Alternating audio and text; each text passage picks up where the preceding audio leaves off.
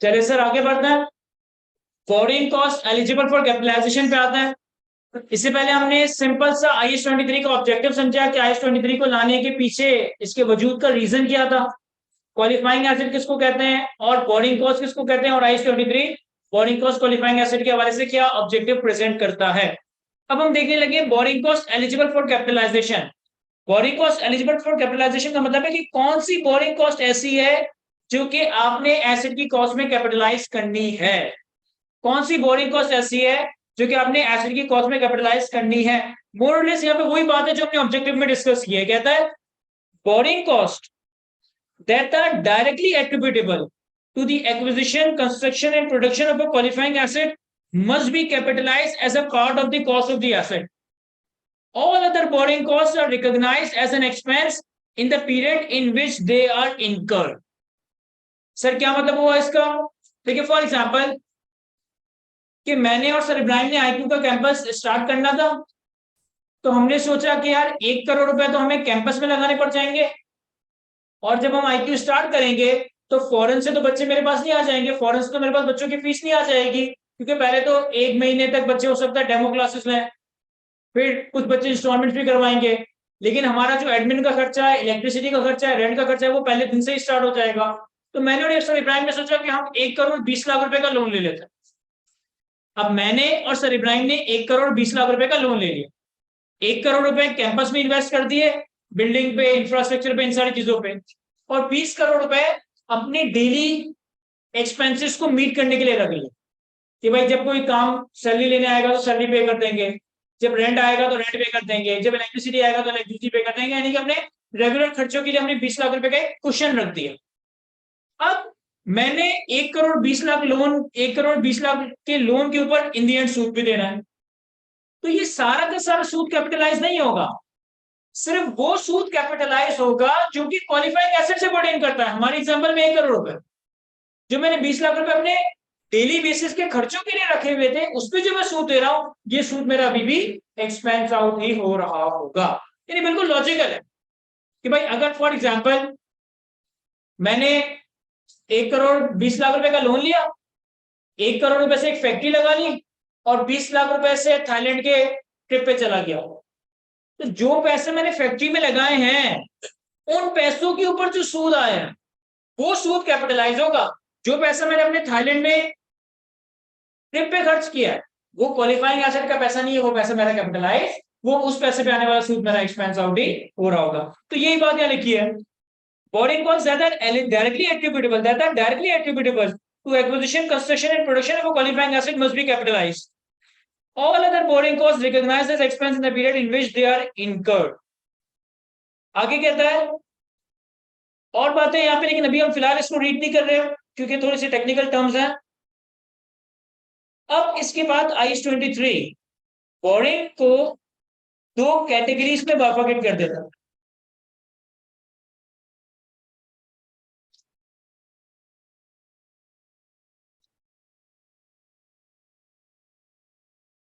IS-23 borings को 2 categories में bifurcate कर देता है। IS-23 ये कहता है कि एक कंपनी जितनी भी बोरिंग्स लेती है ना, या तो वो बोरिंग्स स्पेसिफिक बोरिंग होगी या वो बोरिंग्स जनरल बोरिंग, या तो वो बोरिंग स्पेसिफिक बोरिंग होगी या वो बोरिंग जनरल बोरिंग होगी। अब स्पेसिफिक बोरिंग और जनरल बोरिंग को समझिएगा, कोई मुश्किल चीज नहीं है।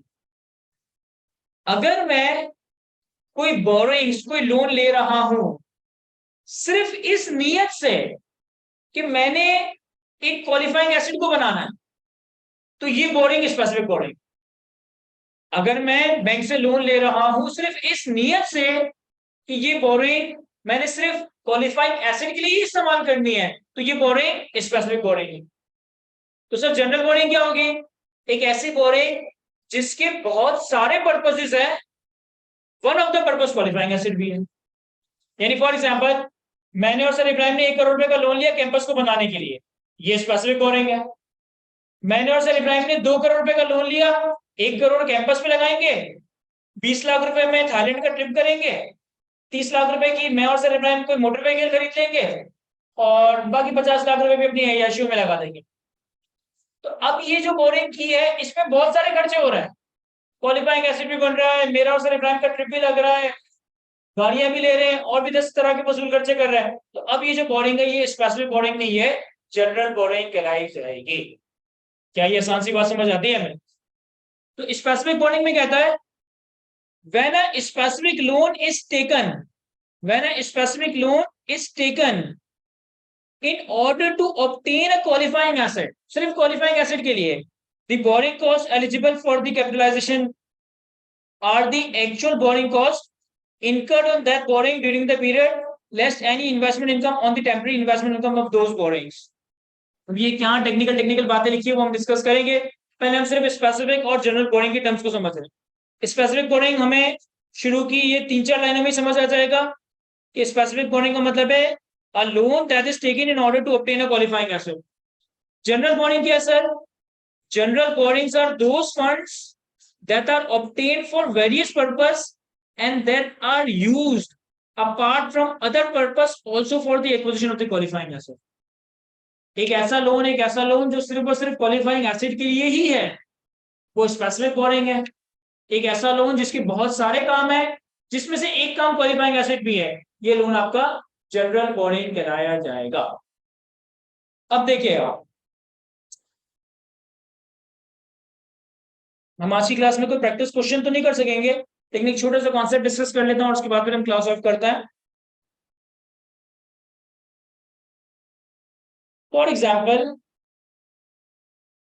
कि आपने क्वालिफाइंग एसिड के लिए एक स्पेसिफिक बोरिंग की, फॉर एग्जाम्पल कि मैंने एक फैक्ट्री बनानी है, इस फैक्ट्री को बनाने में लेट से एग्जैक्ट 1 साल का टाइम लगेगा, इसकी कंस्ट्रक्शन में एग्जैक्ट 1 साल का टाइम लगेगा। अच्छा, फैक्ट्री को बनाने में कॉस्ट कितनी लगेगी? लेट से कि फैक्ट्री को बनाने में जो कॉस्ट लगेगी ना, वो लगेगी 100 मिलियन, 10 करोड़ रुपए। तो मैंने कहा भाई मेरे पास तो पैसा नहीं है, मैं बैंक के पास चला गया, मैंने बैंक से कहा कि भाई हमें जो है ना फैक्ट्री बनानी है, तो फैक्ट्री बनाने के लिए आप हमें लोन दे दें। यानी बैंक लोन लिया मैंने स्पेसिफिकली फैक्ट्री बनाने के लिए 100 मिलियन का। तो चूंकि ये लोन स्पेसिफिकली फैक्ट्री बनाने के लिए लिया है, तो ये लोन कौन सा हो जाएगा? Specific boring. बैंक ने कहा कि भाई आप हमसे जो लोन ले रहे हो ना, इस पे आपको हमें इंटरेस्ट देना पड़ेगा 20%। ठीक हो गया। तो मैंने क्या करा कि मैं बैंक के पास गया 1 जनवरी 2023 पे, और 1 जनवरी 2023 से 31 दिसंबर 23 तक के लिए 1 साल के लिए बैंक से लोन ले लिया। तो बैंक साल के आखिर में मुझसे सूद कितना लेगा? सर बैंक साल के आखिर में कहेगा कि भाई 100 मिलियन का लोन, इस पे 20% का सूद, यानी कि आपको 20 मिलियन का हमें सूद देना पड़ेगा। क्या ये बातें समझ आती है सबको? कोई चीज ना समझ आए तो मुझसे हाथों हाथ ही पूछ लीजिएगा। अच्छा, फिर मैंने कहा कि चले अब लोन आ गया, पैसे आ गए, अब मैं जाता हूँ एक कॉन्ट्रैक्टर के पास। मैंने एक कॉन्ट्रैक्टर ढूंढा, मैंने कहा भाई मुझे फैक्ट्री कंस्ट्रक्ट करवानी है, आप कोटेशन दे। तो कॉन्ट्रैक्टर ने मुझे कोटेशन दी कि भाई हम आपको फैक्ट्री कंस्ट्रक्ट करवा के दे देंगे 100 मिलियन। अब मैंने कॉन्ट्रैक्टर से कहा कि पेमेंट शेड्यूल क्या होगा, क्योंकि प्रैक्टिकली ऐसा तो नहीं होता ना कि आपको एसेट कंस्ट्रक्ट करवाओ आप सारा पैसा डे 1 पे दे दो, और प्रैक्टिकली ऐसा भी नहीं होता कि जब तक एसेट कंप्लीट ना हो जाए आप सारा पैसा एंड कर दो। जनरली कंस्ट्रक्शन के केस में क्या होता है कि आप पार्शियली थोड़ी थोड़ी थोड़ी पेमेंट कर रहे हो। तो मुझे कॉन्ट्रैक्टर ने कहा कि भाई आप हमें पहले तो जो है ना 1 जनवरी 2023 में 20 मिलियन दे दें एडवांस, बाकी के 50% आप हमें दे दीजिएगा 1 जुलाई 2023 पे, और बाकी के जो 30 मिलियन रह गए ना, ये आप हमें कंस्ट्रक्शन से 1 महीने पहले 1 दिसंबर 2023 पे दे दीजिएगा। मैंने कॉन्ट्रैक्टर के साथ ये पेमेंट शेड्यूल डिसाइड कर लिया कि पहले 20 मिलियन देने 1 जनवरी पे, फिर 50 मिलियन देने 1 जुलाई पे, और बाकी के 20 मिलियन कब 30 मिलियन कब देने 1 दिसंबर पे। तो मैं पेमेंट को अगर प्लॉट करूं,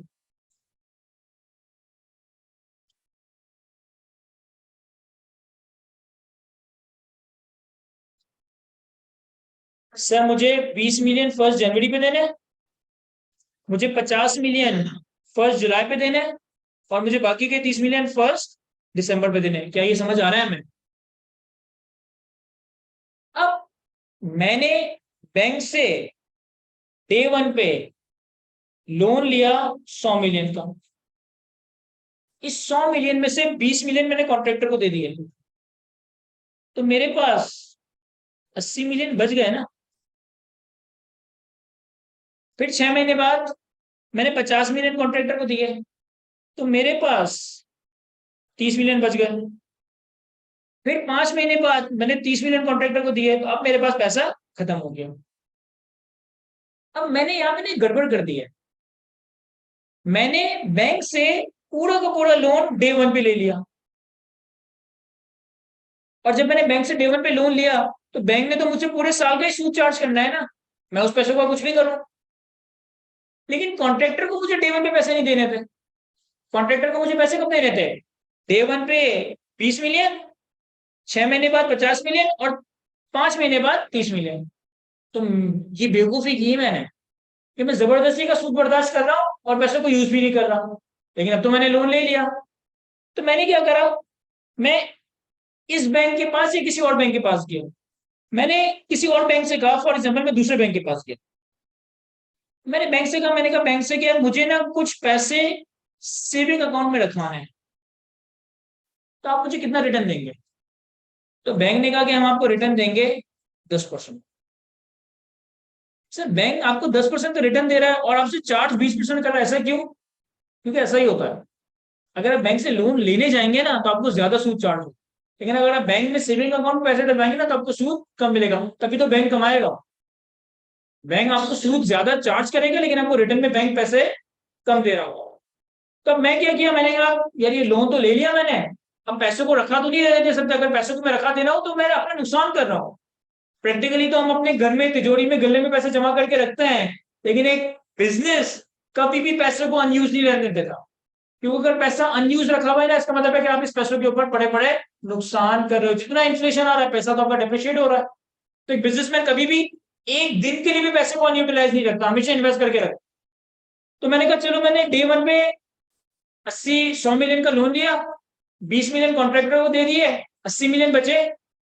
तो इस 80 मिलियन को क्या कर देते हैं? इन्वेस्ट।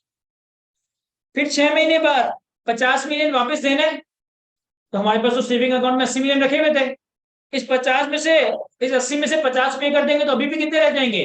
30। ये भी कर देंगे इन्वेस्ट। और फिर मजीद 5 महीने के बाद 1 दिसंबर 2023 पे 30 मिलियन भी पे कर देंगे, तो फिर तो हमारे पास कोई पैसा बचा ही नहीं होगा। क्या ये बात समझ आ रही है? अब इस सिनेरियो में जब मैं कैलकुलेट करूंगा बोरिंग कॉस्ट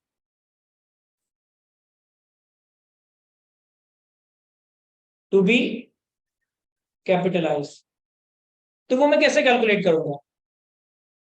सर वो मैं ऐसे कैलकुलेट करूंगा कि जितना इंटरेस्ट मुझे पे करना पड़ रहा है ना, यानी जितना इंटरेस्ट मैंने अपने लोन के ऊपर देना है वो कितना है सर? 100 मिलियन के लोन पे 20%, 20 मिलियन। ये तो मेरा कैपिटलाइज होगा, लेकिन इन्हीं पैसों में से जो पैसा अनयूज था और उसे मैंने कहीं इन्वेस्ट कर दिया, उस इन्वेस्टमेंट पे जो इन्वेस्टमेंट इनकम आई, उस इन्वेस्टमेंट पे जो इंटरेस्ट इनकम आई, उससे हम अपनी बोरिंग कॉस्ट में कैपिटलाइज को रिड्यूस कर रहे हो। कैसे? Less investment income on surplus funds. ये सरप्लस फंड्स क्या है सर? सरप्लस फंड का मतलब है कि वो पैसा जो फिलहाल अनयूटिलाइज है, वो पैसा जो फिलहाल ज्यादा है। अब गौर से देखिएगा मेरा कितना सरप्लस फंड है। सर अगर आप देखें तो पहले दिन 100 मिलियन थे, 100 मिलियन में से आपने 20 पे कर दिए, तो सरप्लस फंड कितना है? 80। कब तक के लिए? सर जनवरी, फरवरी, मार्च, अप्रैल, मई और 30 जून तक। 80 मिलियन का सरप्लस फंड कितना है? 30 जून तक। तो इसका मतलब है कि जो सरप्लस फंड है 80 मिलियन पे हमें 10% की इंटरेस्ट इनकम आएगी। कितने महीनों के लिए? सिर्फ 6 महीनों के लिए। फिर क्या होगा सर? फिर 6 महीने के बाद आपको 50 मिलियन की पेमेंट करनी पड़ जाएगी। अब आपके सरप्लस फंड कितने बचेंगे? 30। तो अब इस 30 को इन्वेस्ट कर दोगे कितने अरसे के लिए? जुलाई, अगस्त, सितंबर, अक्टूबर, नवंबर, दिसंबर नहीं, क्योंकि 1 दिसंबर पे 30 मिलियन भी पे करना है ना। देखो यहां से यहां तक 6 महीने, और यहां से यहां तक सिर्फ 5 महीने। तो पहले के जो 80 मिलियन थे वो मैंने 6 महीने के लिए इन्वेस्ट किए, उसके बाद के जो 30 मिलियन है वो मैं कितना मैक्सिमम इन्वेस्ट कर सकता हूँ, सिर्फ 5 महीनों के लिए, क्योंकि 5 महीने बाद मुझे 30 मिलियन की पेमेंट करनी है। तो मैंने क्या करा, 30 मल्टीप्लाई बाय 10% मल्टीप्लाई बाय 5/12। अगर किसी के पास कैलकुलेटर तो कैलकुलेट करें इसे। 80 मिलियन इंटू 10% इंटू 6/12, 4 मिलियन, और 30 million into 10% into 5/12,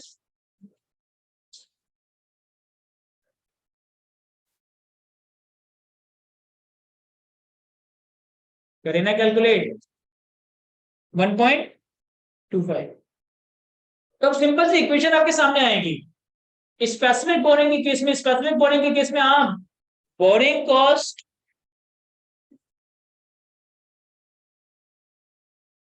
to be capitalise, ये कैसे कैलकुलेट करोगे कि सर जो भी आपने स्पेसिफिक बोरिंग पे सूद पे करना है ये आपका कैपिटलाइज होगा।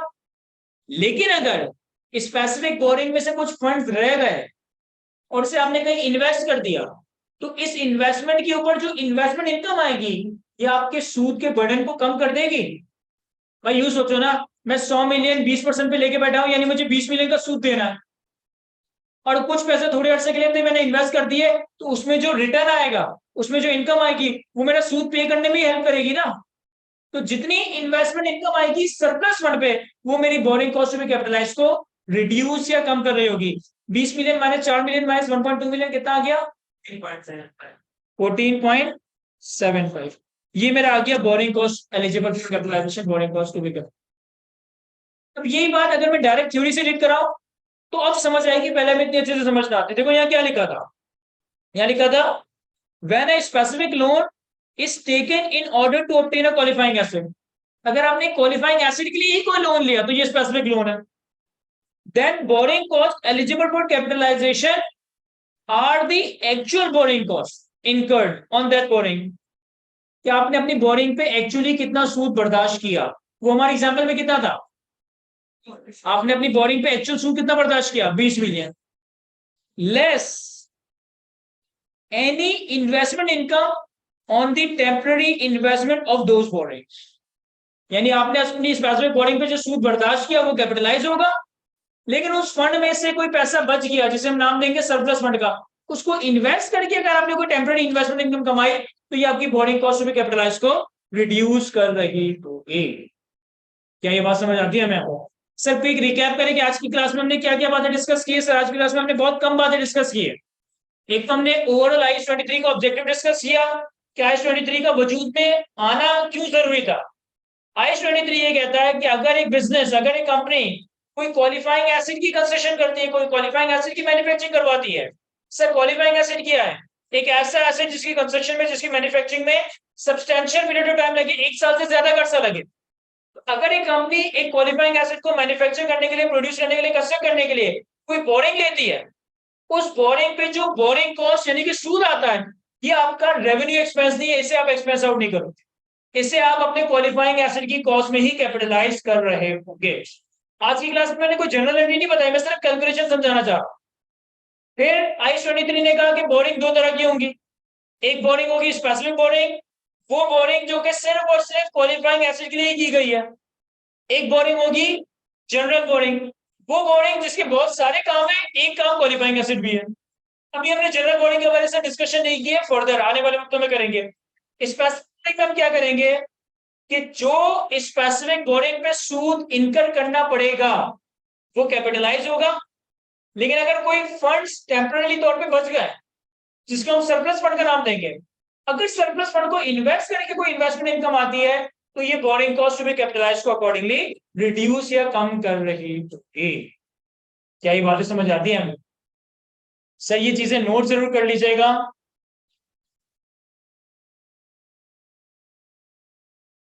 आज की क्लास को हम यहीं तक रखते हैं, इंशाल्लाह नेक्स्ट क्लास आप लोगों की सेम टाइम पे कल ही है, 11 से 1 टेक्स्ट और 1:30 से 3:30 FAR 1।